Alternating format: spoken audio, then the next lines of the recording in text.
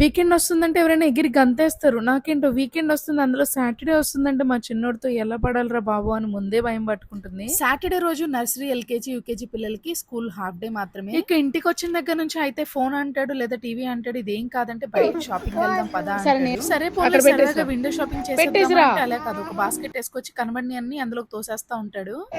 బాబు నేను కొనను, నేను కొనను, నేను కొనను, నేను కొనను. ఏంటి దానికి గిఫ్ట్గా ఉంచుతాను. ఏంటి దానికి గిఫ్ట్గా ఉంచుతాను. దానికి అవసరం. ఎవరన్నారు తండ్రి కూతుర్ల బాండ్ మాత్రమే స్పెషల్ గా ఉంటుందని? తండ్రి కొడుకుల బాండ్ కూడా చాలా చాలా స్పెషల్ గా ఉంటది. రోజు మొత్తంలో వాళ్ళ నాన్న దూరంగా ఉంటారన్న మాట మర్చిపోయి 20-30 సార్లు తలుచుకుంటూ ఉంటాడు. ఫైనల్ గా డబ్బులు తేలేదురా మర్చిపోయానంటే ఫోన్ ఉందిగా ఫోన్ పే చేసే అంటున్నాడు. వామ్మో.